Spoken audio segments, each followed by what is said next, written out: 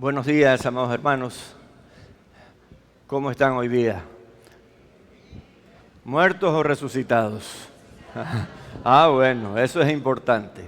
Hoy es día de resurrección. Un día como hoy Jesús resucitó y cambió la historia del mundo para siempre. Y, por supuesto, la historia de nuestras vidas también cambia cuando, afirmados en Cristo, vivimos cada uno de nuestros días. Oremos. Padre, te damos gracias por esta mañana, por este tiempo en tu presencia. Y te rogamos, amado Padre, que en esta mañana cada revelación de tu palabra quede hondamente internada en cada uno de nuestros corazones. Que no perdamos de vista todo el amor que tú has derramado por tu creación. Nosotros somos tu creación y tú nuestro creador, amado Padre. Y reconocemos que tu amor, tu bondad y tu gracia nos ha perdonado y nos ha dado un camino nuevo, un camino de vida eterna en Cristo Jesús, tu Hijo amado, nuestro Señor y Salvador. En su nombre oramos. Amén. Bien, amados hermanos, un día como hoy, domingo, después de que Jesús sufriera una semana terriblemente dolorosa, colmada de escarnios, latigazos, golpes e insultos, después de todo eso, después de toda esa semana dura y complicada, Jesús nos dio la mayor prueba de su deidad. Es decir, nos confirmó que Él es Dios. ¿Y cómo lo hizo? Resucitó, volvió a la vida, venció la muerte, demostró que Él es todopoderoso y eterno. Y demostró que la muerte no puede retenerlo, porque la muerte no es mayor que la vida, y Jesús es la vida. Recuerdan que Jesús dijo: yo soy el camino, la verdad y la vida. Sin embargo, tal como Jesús lo había dicho antes de aquella semana a sus discípulos, les dijo: ustedes me van a abandonar. Y claro, ellos seguramente dijeron: no, Señor, ¿cómo vas a imaginarte semejante cosa? Pero una vez que lo apresaron, todos comenzaron a huir y se dispersaron. Es decir, lo dejaron solo en la crucifixión. Nuestro Señor, en cambio, mostró su fidelidad y cumplió sus promesas a favor de sus discípulos y de su pueblo. Hay ciertos acontecimientos alrededor de la resurrección que es importante recordarlos, porque en verdad la cruz fue algo demasiado grande y fuerte en contra de Jesús y de la obra que Jesús estaba haciendo con sus discípulos. Y hoy nosotros somos sus discípulos y necesitamos conocer esa historia para entender que pase lo que pase, Dios está por encima de todas las cosas. Jesús les había advertido a sus discípulos sobre lo que pasaría. Esto está escrito en Mateo 16:21. Dice: desde entonces Jesús comenzó a explicarles a sus seguidores que tendría que ir a Jerusalén y que los ancianos líderes, o sea, de la religión judía, los jefes de los sacerdotes y los maestros de la ley, lo harían sufrir mucho. Tendría que morir, pero a los 3 días resucitaría. Es decir, Jesús ya los había, pues los tenía advertidos, digámoslo así. Y de alguna manera Jesús esperaba que ellos tuvieran tranquilidad mientras Él estaba cumpliendo el propósito salvífico de nuestras vidas en la cruz. A pesar de esa advertencia y seguramente de las varias oportunidades en que Jesús les habló a sus discípulos de los acontecimientos duros que se venían, y a pesar de que ellos vieron tantos milagros mientras caminaban con Jesús, a pesar de todo eso, temieron por sus vidas y abandonaron a Jesús. Y ahí en ese tiempo se dio la negación de Pedro, que por mucho que lo critiquemos, era un ser humano como usted y como yo. Y que usted no sabe cómo se sentiría en el pellejo de Pedro si hubiera pasado por esa situación. En todo caso, debemos entenderlo porque lo que Dios hizo con Pedro más adelante fue grandioso. En todo caso, la crucifixión afectó profundamente a los discípulos y provocó una falta de fe tremenda. El temor los invadió. Luego, el evangelista Marcos narra sobre la resurrección de Cristo y veamos cómo ellos se enfrentan ese momento. Marcos 16, del 9 al 11 dice: habiendo pues resucitado Jesús por la mañana, el primer día de la semana, o sea el domingo, apareció primeramente a María Magdalena, de quien había echado 7 demonios. Así que no se preocupe si usted tenía 8 o 10. Jesús los puede echar todos, si usted viene a Jesús. Pero no es que me echan los demonios y voy a coger otros más, sino que usted ya renuncia a la vida de pecado que lo metió en relación con el demonio. Jesús te libera. Y a María Magdalena la liberó. Y cuando la liberó, ella decidió servir a Cristo. Y la historia es un poco más larga, pero no tenemos tiempo para hacerla. Pero las mujeres fueron al sepulcro de Jesús. Fueron posiblemente a perfumar o alguna cosa de esas, pero ellas estaban atrás de qué pasaba con el maestro, ¿verdad? Yendo María Magdalena, dice, lo hizo saber a los que habían estado con él, o sea, a sus discípulos, que estaban tristes y llorando.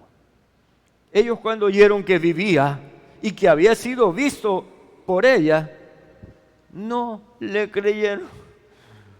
No, tú estás loca, María Magdalena. Olvídate, has visto visiones, tú no nos estás diciendo la verdad. Porque cuando usted tiene una crisis de fe, usted no puede creer. Y déjenme decirle, voy a tomarme un minutito para decirle esto. Si su proceso ha sido duro y difícil y largo, usted no puede imaginarse cuán larga fue la semana de sufrimiento de Jesús. Posiblemente se le hizo como una eternidad. Pero la promesa de Dios es que por más duros que hayan sido los tiempos, un día hay un despertar, un día hay un revivir, un día hay una resurrección y una victoria esperando por cada uno de nosotros. Y esa victoria es segura porque Cristo nos ha dado la victoria.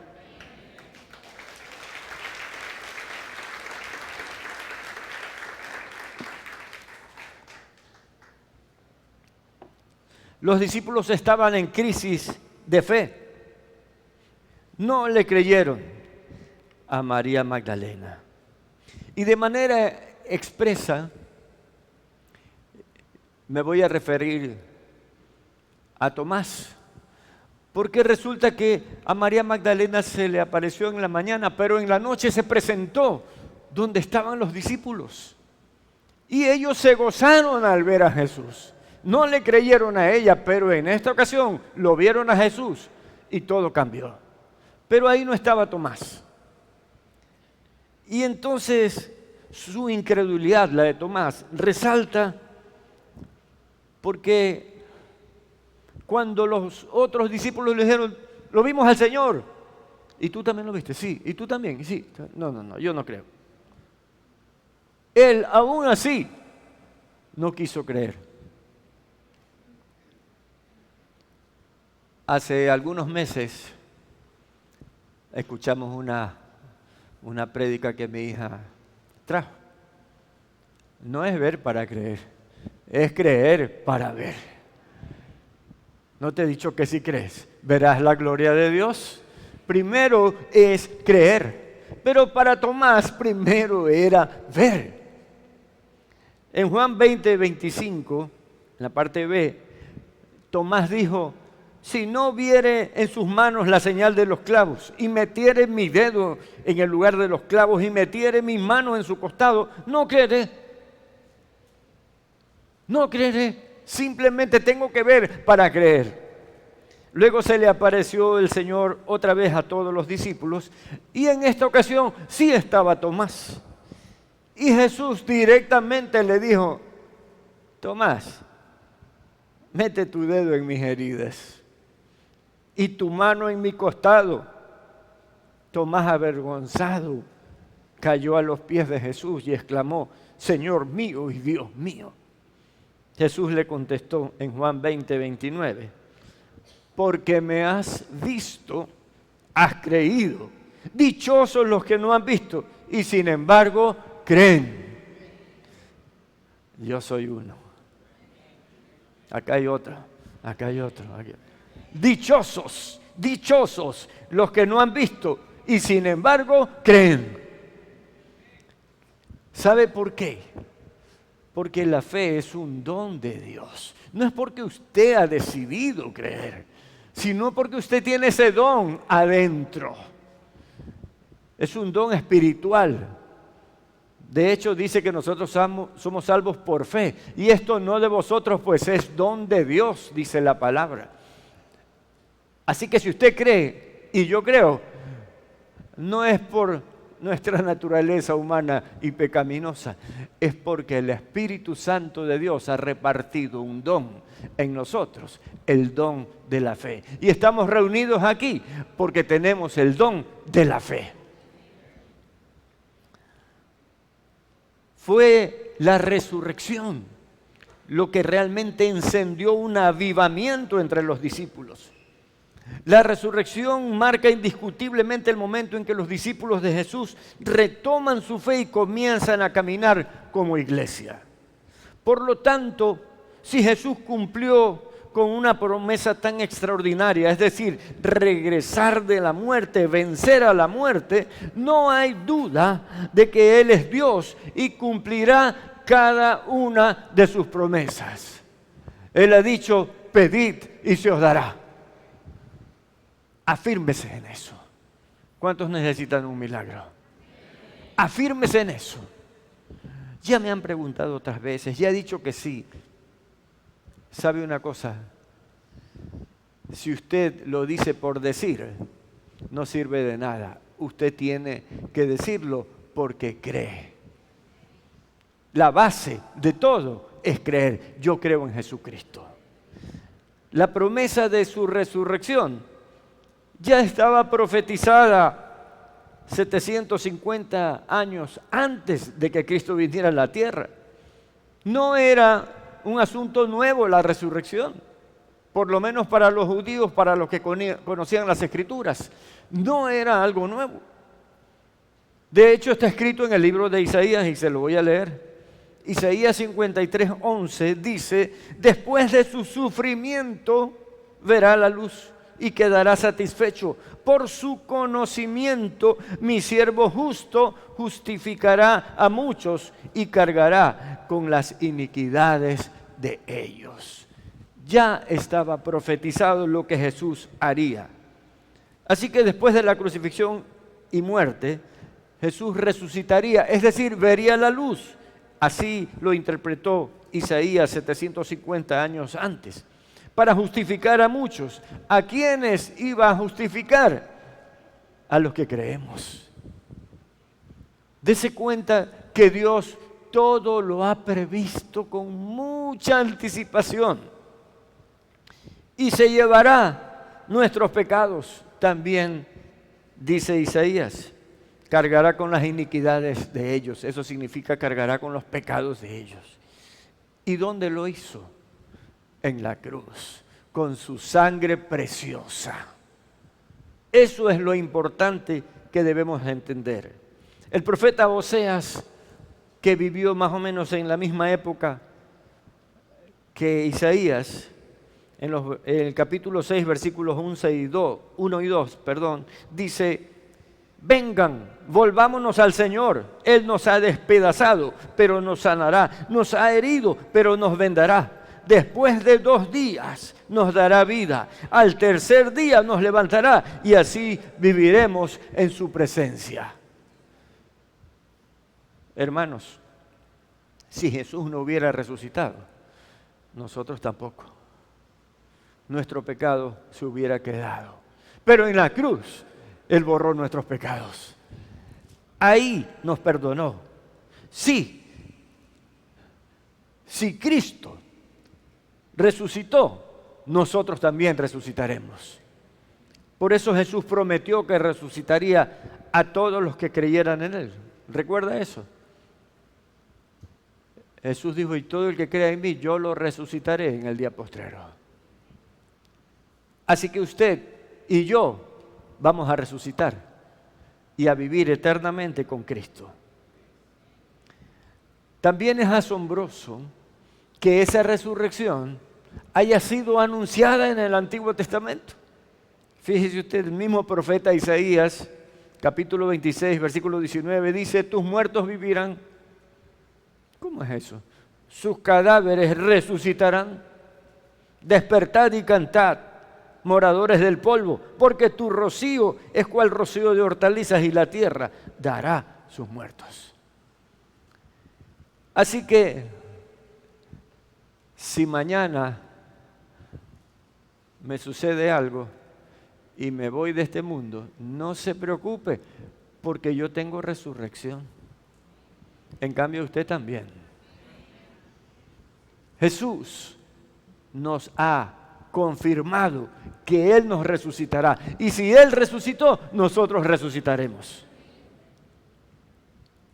50 días después de esa resurrección, mientras sus discípulos oraban en un número aproximado de 120, fueron todos llenos del Espíritu Santo y proclamaban las maravillas de Dios. Ese día Pedro, lleno de firmeza y valor, ¿cómo? Sí, Pedro, el que lo negó 3 veces. Sí, ahora estaba lleno de firmeza y valor. ¿Por qué?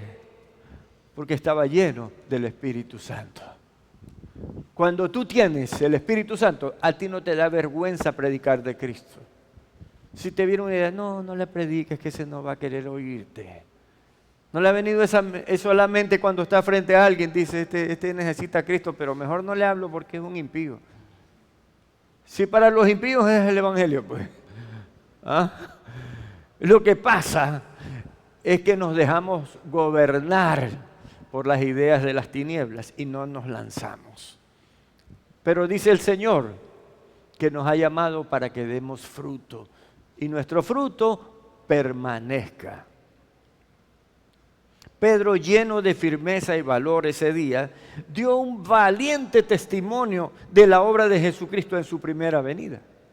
Y se lo voy a leer, está en el libro de Hechos, capítulo 2, versículos del 22 al 24. Dice, Pedro se levantó ese día en que el Espíritu Santo se derramó. Y la gente estaba como loca porque no sabía qué le pasaba a esos discípulos que estaban hablando en muchos idiomas. En muchas lenguas, dice la palabra de Dios, pero eso significa que estaban hablando en varios idiomas, porque habían judíos que se habían repartido por las naciones y habían aprendido otras lenguas y ya no conocían mucho el arameo, que era lo que hablaban en ese tiempo, otros el hebreo todavía, pero en todo caso hablaban otras lenguas de otras naciones y en todas esas lenguas escucharon que Dios es maravilloso. Y entonces decían, ¿qué está pasando con estos? Entonces, Pedro seguramente se subió en algún lugar y gritó, pueblo de Israel, escuchen esto. Jesús de Nazaret fue un hombre acreditado por Dios ante ustedes con milagros, señales y prodigios, los cuales realizó Dios entre ustedes por medio de Él, como bien lo saben. Porque saben una cosa, todos los fariseos, todos los escribas, todos los religiosos judíos habían visto los milagros de Jesús y ni aún así se convirtieron. Y lo que está diciendo Pedro es, los milagros que él hizo son innegables. Nosotros los vimos, en cambio ustedes también. Fíjese que dice, como bien lo saben. Nomás hago ese uso del en cambio por molestar, pero ya sé que no es castizo, lo hago porque a veces creemos que es todo lo contrario, pero no. Este fue entregado, sigue diciendo Pedro, según el determinado propósito y previo conocimiento de Dios. Y por medio de gente malvada, se refiere a los romanos que lo crucificaron, ustedes lo mataron clavándolo en la cruz. Pero sabe una cosa, esta gente malvada, déjeme explicarle un ratito esa palabra. Esa palabra es la palabra anomos en griego. Y anomos es sinónimo de anomia. Anomia es gente sin ley, sin Dios y sin ley, gente malvada. Es decir, los judíos entregaron a Jesús a los romanos para que lo crucifiquen, Ustedes lo mataron clavándolo en la cruz. Sin embargo, Dios lo resucitó, librándolo de las angustias de la muerte. Y esta parte que me encanta. Porque era imposible que la muerte lo mantuviera bajo su dominio. Porque era imposible que la muerte lo mantuviera bajo su dominio. Porque la muerte no puede con la vida. Frente a miles de judíos reunidos en Jerusalén, el apóstol Pedro confirma que Jesús ha vencido a la muerte, que Él ha resucitado, que Él es Emmanuel, que había sido profetizado en el Antiguo Testamento. Emmanuel significa Dios con nosotros. Isaías lo había dicho en el siglo VIII antes de Cristo. Pedro proclama que Jesús es la vida misma y por tanto la muerte no pudo retenerla. Aquel día aproximadamente 3,000 personas aceptaron a Jesús como su Señor y Salvador, como el Mesías, como el Cristo esperado, y se sumaron a la iglesia. Así lo dice la Biblia. Y se lo voy a leer en Hechos 2:41. Así que los que recibieron su palabra fueron bautizados y se añadieron aquel día como 3,000 personas. ¿Y de dónde eran esas 3,000 personas? Posiblemente la mayoría de ellos judíos, los que habían atacado a Jesús, se convirtieron a Cristo. No sé cuántos de ustedes antes de conocer a Jesús atacaban a Jesús. Yo conozco uno, ahorita está predicando, aquí. Sí, no lo atacaba directamente, pero no lo aceptaba. Es decir, no lo veía como Dios, lo veía como un gran hombre, como decían por ahí, a los filósofos. Pero cuando Jesús tocó mi vida, entonces comprendí que Él es Dios sobre todas las cosas. Y hay muchos que andan por ahí que solo necesitan que usted les hable. Así que no se detenga, háblele a los demás de Cristo. La resurrección marca indiscutiblemente el momento en que los discípulos de Jesús se reafirman en su fe y comienzan a caminar como la iglesia de Cristo, a predicar las buenas noticias. Desde entonces hasta hoy, la iglesia crece por el poder de las palabras de Jesús. Sus palabras son el tesoro más preciado para cada hombre y mujer de fe. Sus palabras son alimento espiritual que restaura el alma. Sus palabras son fuerza que renueva y que mueve nuestras vidas. Es más, si creemos en el poder de sus palabras, veremos prodigios y señales que nos confirmarán la fidelidad de Dios. Él ha dicho, si crees, verás la gloria de Dios. Y nosotros creemos en Él. Por lo tanto, la iglesia se edifica solo con la palabra de Dios. Usted no necesita que alguien le venga a contar un cuento el domingo y que lo distraiga y que le cuente, ay, qué bien, ¿no? Qué novedoso esto que pasó. No necesitamos las novedades del mundo, necesitamos internarnos en la palabra de Dios, porque son las mejores buenas nuevas que podemos escuchar aquí sobre la tierra. Bendito sea Dios.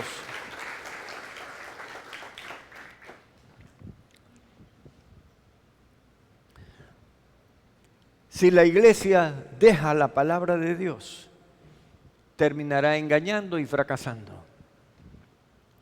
Por eso, aquellos predicadores que ofrecen lo que no tienen y lo que no pueden, no es que se están arriesgando, no, ellos tienen otra bitácora que no es bíblica. Toda iglesia necesita ser bíblica para crecer bíblicamente. Si no, crece como cualquier rama del campo y morirá como cualquiera de ellas. Pero la iglesia nace para vivir eternamente. Porque la iglesia es, en cierta forma, una forma o una resurrección de Cristo en cada uno de nosotros. La garantía del pueblo de Dios en todo tiempo y lugar será únicamente la palabra de Dios. Entonces, amados hermanos, necesitamos analizar también que en esa semana la cruz formó parte del propósito de Dios. La cruz es una victoria a nuestro favor. Algunos piensan que la cruz fue un lugar de tortura, pero le voy a leer la interpretación bíblica de la cruz. Está en Colosenses 2, del 13 al 15. Dice, y a vosotros estando muertos en pecados y en la incircuncisión de vuestra carne, os dio vida juntamente con Él, perdonándoos todos los pecados, anulando el acta de los decretos que había contra nosotros, que nos era contraria, quitándola de en medio y clavándola en la cruz. Y despojando a los principados y a las potestades, los exhibió públicamente, triunfando sobre ellos en la cruz. La cruz no fue una derrota, fue una victoria. Porque ahí, en la cruz, es donde usted y yo dejamos de ser pecadores y quedamos liberados del pecado. Pero no haga como algunos que dicen, estoy libre de pecado, ahora me voy a pecar otra vez y luego regreso a la cruz y otra vez. Nadie se burla de Dios, nadie engaña a Dios. Si Dios lo ha traído a su reino, viva en santidad, en pureza. Ay, pero es que es imposible. Yo no le estoy diciendo que usted se vuelva un ángel del cielo, pero sí le estoy diciendo que usted no se deje arrastrar por el mundo, por la carne o por las tinieblas.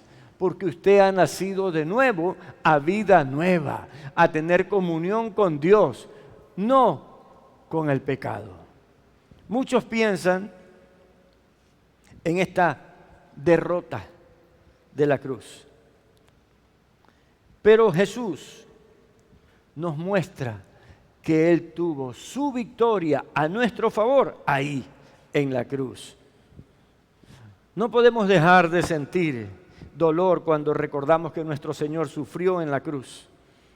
Y no solo en la cruz, sino desde que fue apresado. Fue algo terrible, sin duda, pero debemos tener claro que fue algo que Jesús vino a hacer en nuestro beneficio. Jesús no murió en la cruz por la influencia de los fariseos, como podríamos suponer, tampoco por el poder romano. Su misión fue redimirnos, y escrito está en la Biblia que sin derramamiento de sangre no hay perdón de pecados. Jesús lo hizo para perdonarnos por amor a nosotros. Él padeció por nuestros pecados, recibió ese castigo infame para salvarnos, para liberarnos de la muerte espiritual. ¿Por qué fue así? En su infinita sabiduría Dios permitió que sea así, para que nuestro rescate sea completo y que ninguna deuda por el pecado, ninguna deuda nuestra, quede pendiente. Su amor es el más grande amor. Usted ha sido amado con el amor más grande que existe. Desde el Antiguo Testamento Dios ya había dejado claro que la sangre inocente limpiaba el pecado.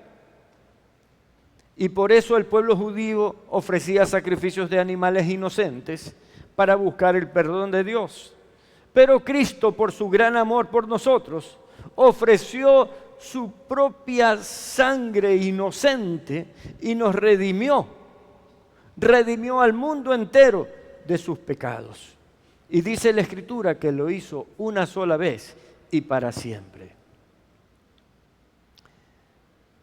El apóstol Pedro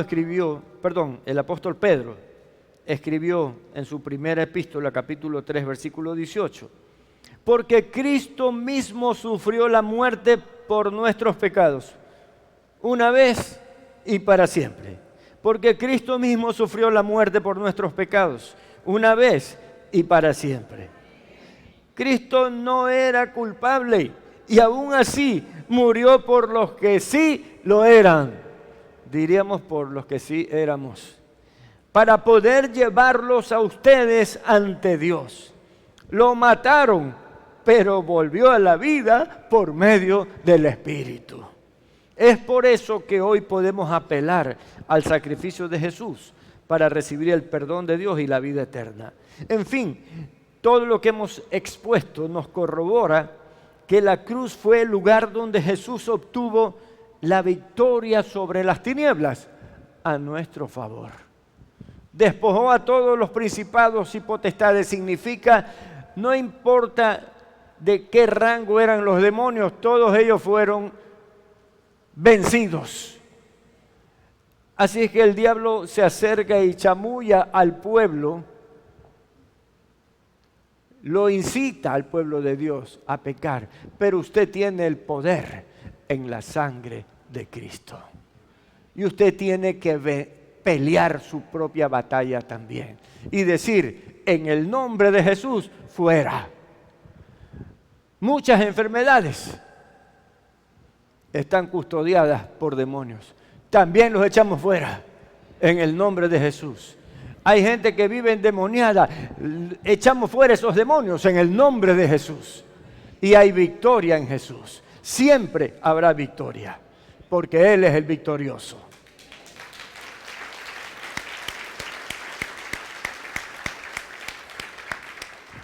El apóstol Pablo también afirma esto en 1 Corintios capítulo 15, versículo 57. Mas gracias sean dadas a Dios, que nos da la victoria por medio de nuestro Señor Jesucristo. Por todo esto y mucho más, Jesucristo es nuestra esperanza viva. Usted no puede poner los ojos en nadie más, la esperanza en nadie más. Cristo es nuestra esperanza. En la resurrección de Cristo está nuestra esperanza. Podemos esperar en Él, porque sabemos que Él lo hizo porque nos ama. Él ama su creación.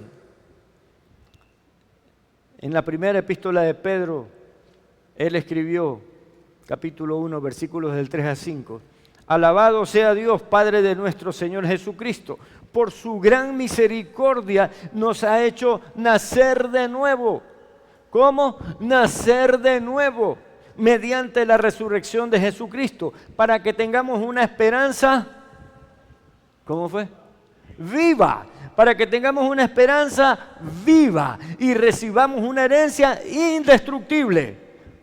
Oye, nadie lo puede sacar de Cristo. Nadie lo puede sacar de Cristo. Si usted es fiel, a usted nadie lo puede sacar de Cristo. Y recibamos una herencia indestructible, incontaminada e inmarchitable, que significa que no se puede terminar.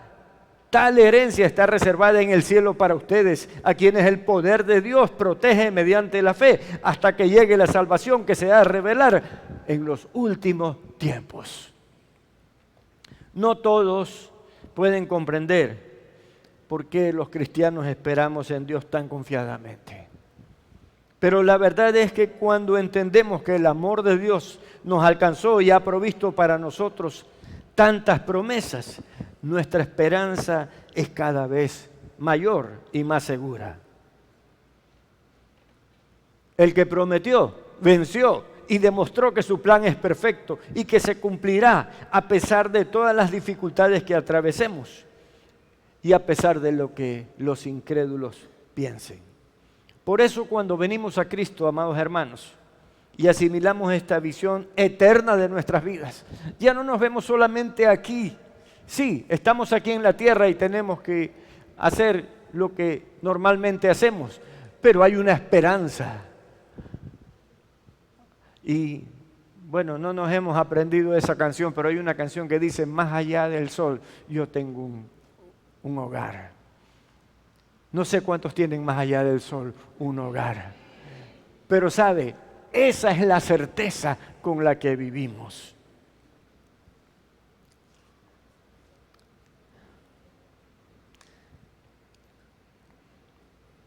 Hoy, gracias a lo que Cristo hizo por nosotros, podemos gritar a los cuatro vientos: Cristo resucitó, venció a la muerte.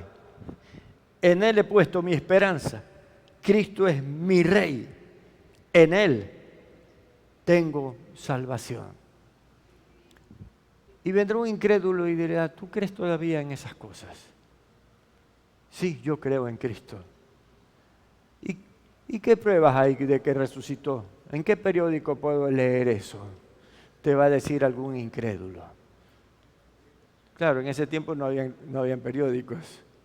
No se les había ocurrido ese negocio todavía a los negociantes. Pero ¿sabe una cosa?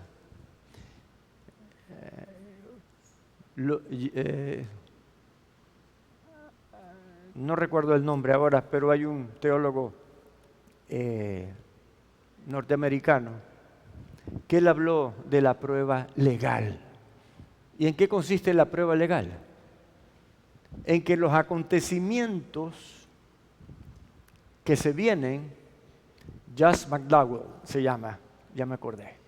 Josh McDowell dice que esa referencia legal es la que prueba que Cristo resucitó. Porque sabe una cosa, usted acaba de leer, o acabamos de leer hoy día, que cuando Jesús murió en la cruz todo el mundo se fue. Entonces, ¿por qué regresaron? Plata no había persecución y muerte nada más para la iglesia. ¿Y por qué el cristianismo hoy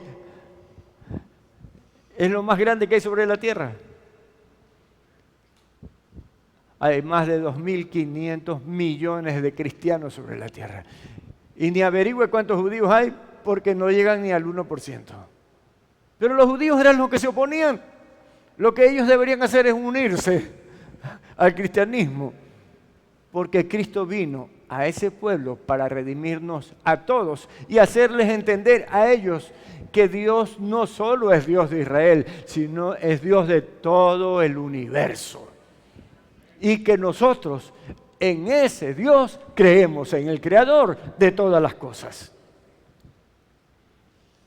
Dios nos ama, Dios nos valora, y Dios quiere salvarnos. Si alguno aquí no ha recibido a Cristo, hoy día vino porque lo invitaron y dice: yo no soy de este barrio, yo nomás estoy aquí para ver qué es lo que pasa aquí.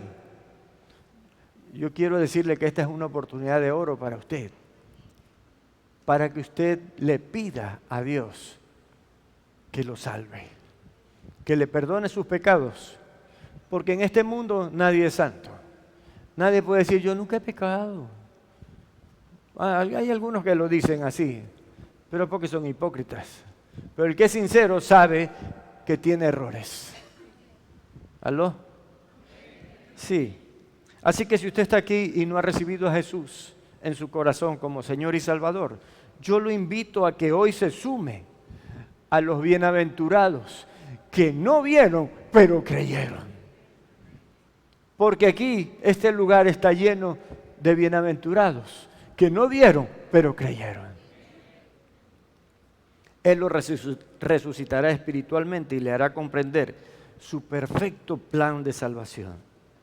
Podemos poner nuestra total y absoluta confianza en Jesucristo, porque Él es Rey de Reyes y Señor de Señores. Si usted quiere recibir a Jesús, en un momento, aquí van a estar parados los ministros de la iglesia, acérquese a cualquiera de ellos y dígale: ayúdeme a recibir a Jesús. Y lo va a guiar para que usted reciba a Jesús en su corazón. Eso cambiará su vida para bien. Usted tendrá una parte en el reino de Dios.